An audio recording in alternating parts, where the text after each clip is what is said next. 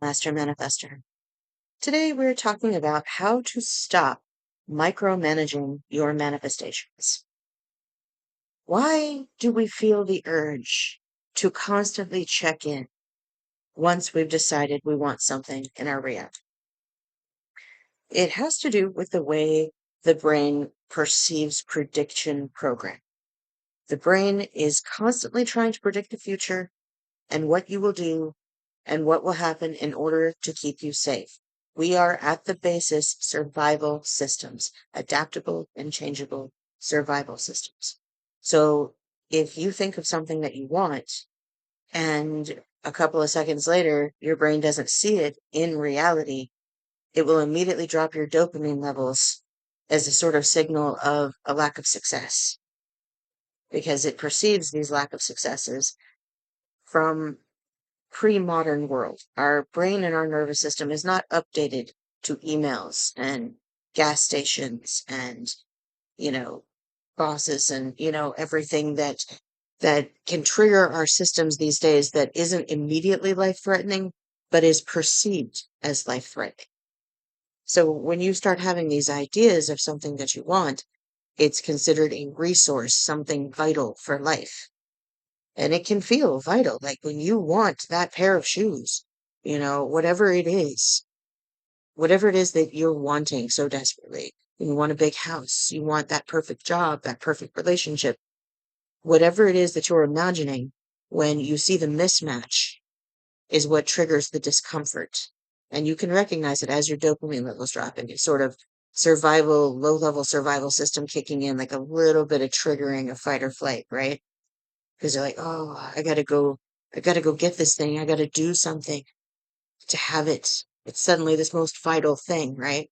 Your vision tunnels into this one thing and nothing else exists in the world that makes you happy because you're survival focused on it. And what that does is it drains the blood from your prefrontal cortex into your survival systems so that you literally can't think about these other things or notice these other good things and these wonderful experiences in your life.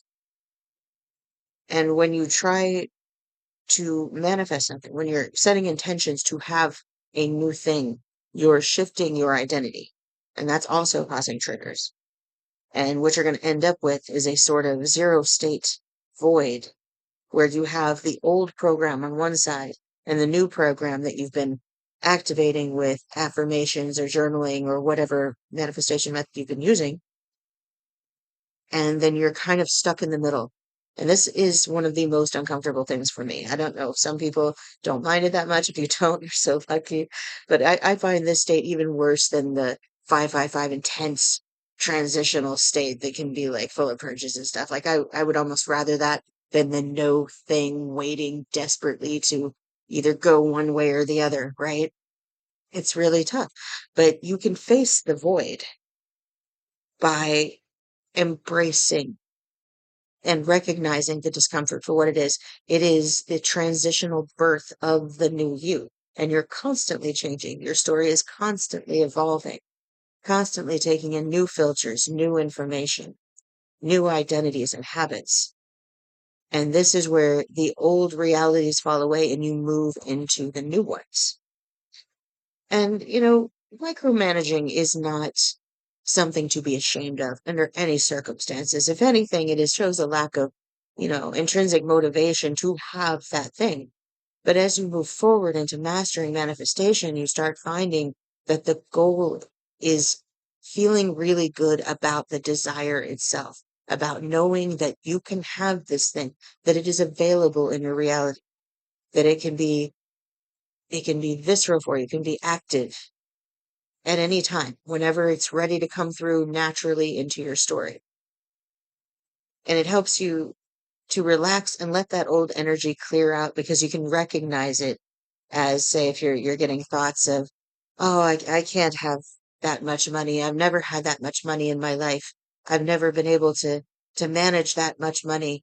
And those old thoughts to, wow, I am learning so many cool new things about money, and it's becoming easier and easier for me to manage and understand it and to receive it. You see how these two programs are on either side of that zero state, where really you wouldn't be thinking about money at all because it's not real.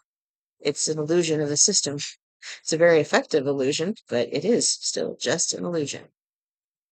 So when you're able to pause, it's perfecting the pause always. It always comes back to perfecting that pause and accepting you're sort of in that pre-birthing state and that you're going to keep moving. You're not going to stay here forever. It might take a little while, but your system is basically reorganizing itself to be able to receive that new experience and that new identity that you're about to take on. And it's different with aligned attachment than with dependent attachment. Like aligned attachment, you're really you're really enjoying the feeling of having that desire, feeling of feeling secure, knowing that you can have and be who you want, what you want, and releasing the control of like when this happens, how this happens. This is aligned attachment. You know, yeah, this is for me. This is right, and this is an experience coming towards me. This is what I'm calling in. This is what I'm moving towards. But dependent attachment, it's rooted more like in being afraid, not having enough, too much scarcity. And you start gripping tightly in that survival tunnel vision. And then all you're doing is reinforcing the focus that you don't have. When if you just look at it and you say, yes, I have, and then you walk away and go turn your attention somewhere else where you know you have and you can physically see the evidence, you can transfer that knowing of evidence for the one thing to the other. Brain is very, very malleable, very flexible. It'll accept what you tell it. You know, it's in your skull. It has only your eyes and your senses and ears and everything else to tell it what's going on. It's not out here. It's doing the hard work, but it's not out here knowing what's going on. So it's gonna trust what you keep repeating to yourself or what you allow to repeat from the emergence of your thoughts in your system. So, get into a practice of mindful neutrality of this situation has been very useful to me. It has been teaching me what it feels like to not have money, what it feels like to have money, what the difference is, and focusing on those lessons, and also focusing on feeling safe in the new identity and recognizing that when everything comes, it's not all going to go to hell, right? It's going to be great. It's going to be satisfactory because you know that it's for you, right? This is aligned attachment. Now, misaligned intentions often come from seeing somebody else having the experience of the state from a thing. Now, this is why I always liken misaligned intentions to words, because words in our brain are really just images and they constrict a thing, a concept, down to the word. Our brain focuses on the word and not the greater thing itself because it saves energy. And the brain is always trying to save energy and make things make sense. So when we think about a word like dog, dog is a hugely complex system, but our brain shrinks that complex system down to the word itself so that it can be more manageable in our ideas, right? Well, that's the same thing with these intentions. We see somebody having this really cool car and they seem so happy and excited and confident having that cool car. It is not the car, the word, that is the thing itself, the experience of having, of feeling satisfaction. This is the real thing that you're after. So when you figure out that you've misaligned your intention, you can always you don't have to drop it entirely. You could update it to match more of what your identity system is or what experiences is that you want to have. But sometimes I'll find that I'll manifest something and I'm like, yay, I manifested, but I'm more excited about the fact that I recognized it more than the thing itself. And sometimes I was like, maybe I don't even really want this thing. Because by the time you get to that point, your system has been rewired and it's been rewired for the experience of satisfaction. And a lot of things that appear to be satisfying in the matrix are complete and total illusions. They are not all that satisfying. Like having a Harley was one time my biggest thing, and I had to fix it all the time, and then I had to find the money to fix it all the time, and then I had to do this all the time, and I had to worry about getting in an accident all the time. You see how this happens? Yeah, it looks really good from the outside, and then you get a little closer, and it's like, whoops. Yeah, I actually wrote a story about this, short story about this a long time. Basically, that this treasure was really far away, right? And everybody was just really wanting this treasure, and somebody finally made the dangerous trek to go get it. And when they got there, they found it was just all a bunch of fake pile of garbage. And then they spent all that time imagining all this suffering and all this struggle was going to be rewarded, and it wasn't anything like they thought it was.